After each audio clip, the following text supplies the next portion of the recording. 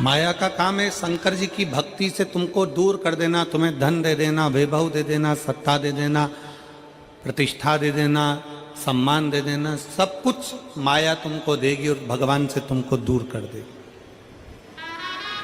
भगवान से तुमको दूर करेगी।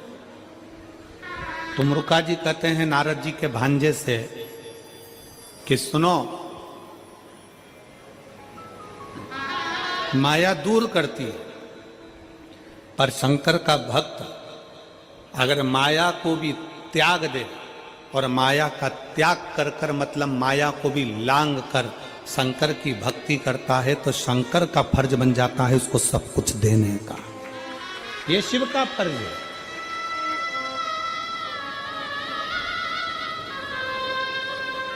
एक स्त्री से पूछो कि वो चतुर्थी के व्रत में भूखी प्यासी कैसे रह लेती है।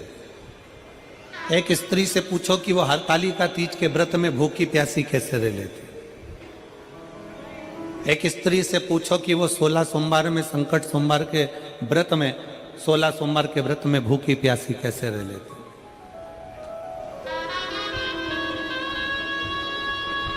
आप उस स्त्री से बात करोगे कि तू हरतालिका तीज का व्रत है, तूने कुछ खाया नहीं, तूने कुछ पिया नहीं, पानी पी नहीं रही है, थूक तक निकल नहीं रही है, ना तू कुछ खा रही ना पी रही, चतुर्थी का व्रत ना तू कुछ खा पी रही, तेरे में शक्ति कहाँ से आती है, तेरे में बल कहाँ से है। शिव महापुराण की कथा कहती है कि स्त्री जब शंकर जी का हरतालिका का व्रत करती है, चतुर्थी का व्रत करती है या भगवान का कोई व्रत करती है तो उस स्त्री में मेरा भोलेनाथ इतना बल दे देता है कि वो 4 दिन तक भी भूखी रहकर उस व्रत को धारण कर सकती है।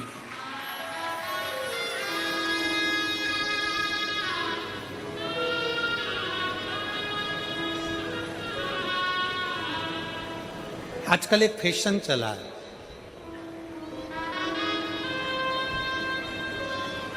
वो बड़ा नया फैशन है महाराज। उस फैशन में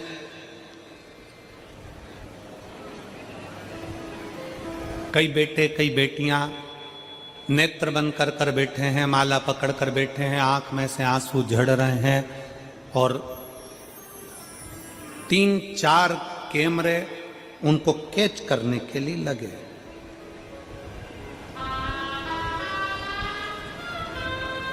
आंसू कभी कैमरा देख कर आते हैं क्या?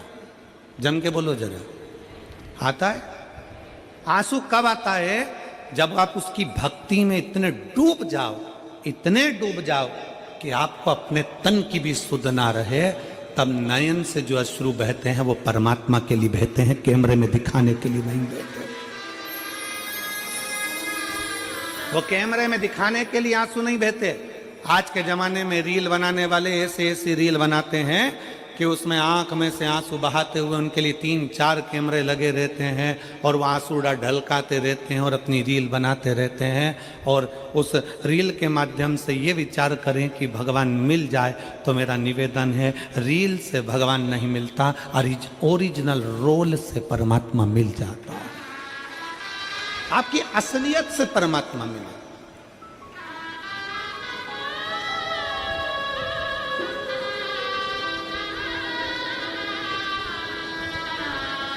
एक राजा आज का चरित्र आता, दशरथ जी के पिताजी मला कर बैठ गए। उनकी धर्मपत्नी इंदुमती भी पास में बैठी हुई।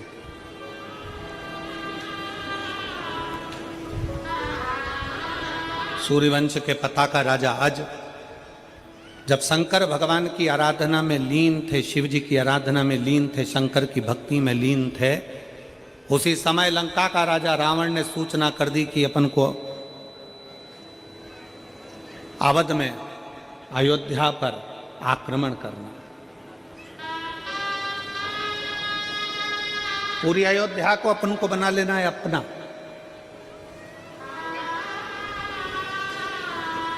लंका के राजा रावण ने तो लंका के जितने निवासी थे उन्होंने कहा कि वो राजा अज को युद्ध के लिए ललकारेगा कौन?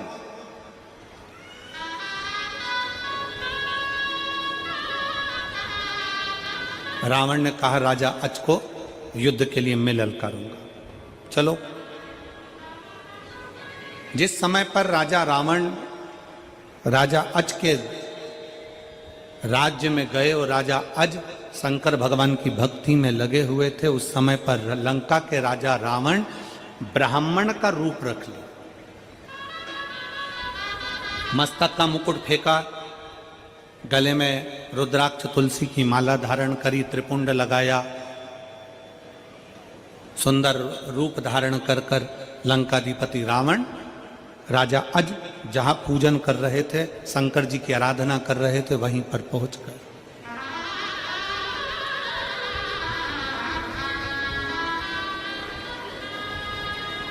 अब जैसे ही राजा अज के पास में लंका का राजा रावण पीछे जाकर खड़ा हुआ, राजा अज शंकर भगवान की ऐसी भक्ति करते थे कि उस भक्ति में राजा अज कभी दिखावा नहीं करे, उन्होंने शिव को पाया।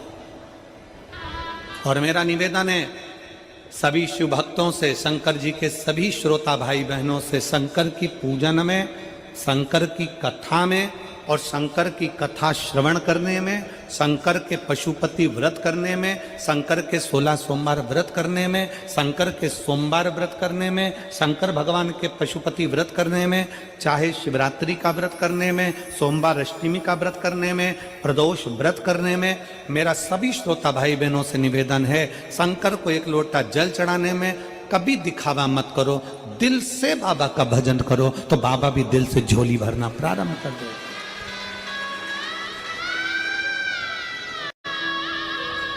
आप दिल से भजन करो ना, आप दिल से स्मरण करो।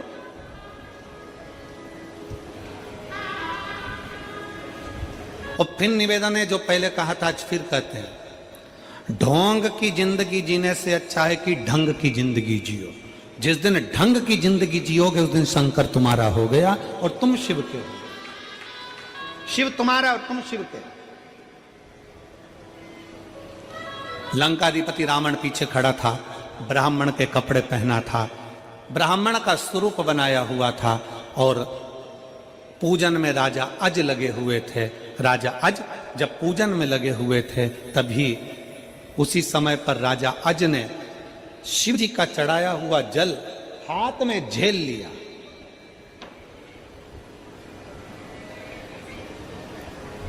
जो दुनिया के लोग शिव महापुराण पर उंगली उठाते हैं, जो दुनिया के लोग शंकर भगवान के चढ़े हुए जल पर उंगली उठाते हैं, उनको उस कथा का स्मरण करना चाहिए त्रेता की, उस कथा का स्मरण करना चाहिए सतयुग की, उस कथा का स्मरण करना चाहिए त्रेता की, कि राजा अज ने शंकर भगवान पर जल चढ़ाया, रावण पीछे खड़े होकर देख रहा है और चढ़ाया हुआ जल राजा अज ने अपनी अंजलि में झेल लिया, अपने हाथ में झेल लिया।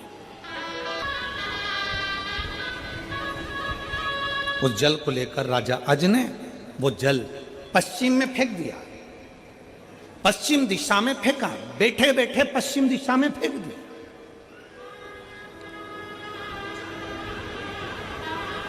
रावण देख रहा था।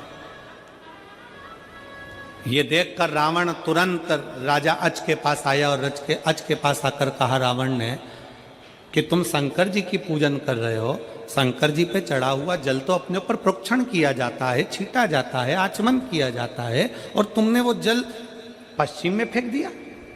तुमने वो जल झेला और पश्चिम में फेंका। तुम्हारी बुद्धि मारी गई है, तुम्हें विवेक नहीं है, तुम्हें अकल नहीं है, तुम्हारा विवेक कहां चले गया। लंकापति रावण चिल्लाने लगा, राजा अज से पूछने लगा कि तुमने ये जल लेकर पश्चिम में क्यों फेंका। तब उसी समय पर राजा अज ने कहा, मैं शंकर जी को जब जल चढ़ा रहा था तब मैंने मंत्र का जब उच्चारण करा, उस उच्चारण में मुझे लगा कि कोई गाय पुकार रही है। सरयू जी से पश्चिम की ओर 4 कोस की दूरी पर एक शेर गाय को पकड़ने वाला था और मैंने शंकर जी का चढ़ा हुआ जल पश्चिम में उसी स्थान के लिए फेंक दिया। तो उससे हुआ क्या, उस जल से हुआ क्या। राजा अज ने कहा, वो शेर मर गया और गाय बच गई। शेर मर गया, गाय बच गई, ये हो सकता है क्या?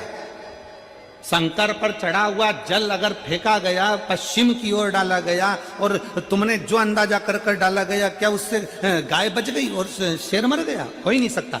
रावण उसी समय पर तुरंत गया पश्चिम की ओर, 4 कोस की दूरी पर सरयू जी के 4 कोस दूर जाकर देखा एक शेर मरा पड़ा हुआ था। राजा अज के हाथ का फेंका गया जल शेर को वहीं बैठे बैठे जब बाण के रूप में लग सकता है तो रावण को लग गया। इस शिव भक्त से लड़ना कठिन विषय है, इससे लड़ा नहीं जा सकता। इस शंकर के भक्त से लड़ना कठिन विषय है, शंकर का भक्त से लड़ा नहीं जा सकता। रावण अपनी सेना वापस ली और लंका में चले गया। शिव महापुराण की कथा कहती है, जो शंकर के जल का विरोध करते हैं कि शिव जी का जल क्यों पी रहे हो, शंकर पर चढ़ा बेलपत्र क्यों खा रहे हो, शंकर के जल का आचमन क्यों कर रहे हो, उनसे निवेदन है एक बार त्रेता की कथा का स्मरण करिएगा कि जरा सा शंकर का चढ़ा हुआ जल केवल पश्चिम में डाला गया और वो बाण बनकर शेर को मार सकता है। तो याद रखना कि शंकर का चढ़ा हुआ जल आपके भी दुश्मनों का संहार कर सकता है। शिव पर चढ़ा गया जल आपके भी दुश्मनों का संहार कर सकता है। सारी समस्या का हल एक लोटा जल।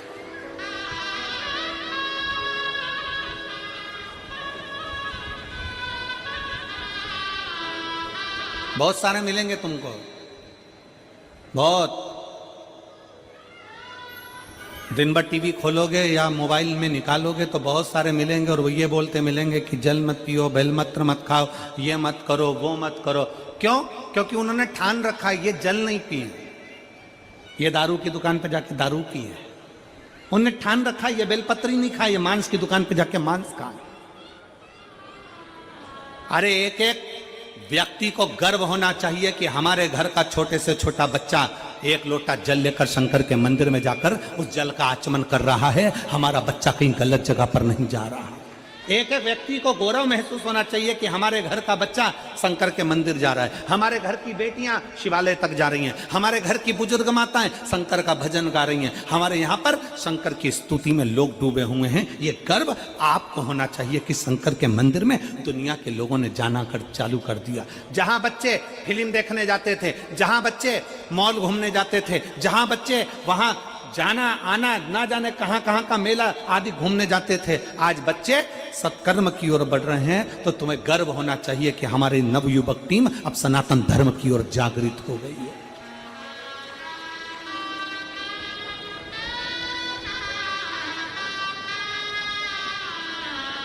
सनातन धर्म की ओर जागृत है। शिव पर चढ़ा जल हमारा बदल देता है कल। शंकर का चढ़ाया जल खाली नहीं जाता, वो कहीं ना कहीं हमारे जीवन में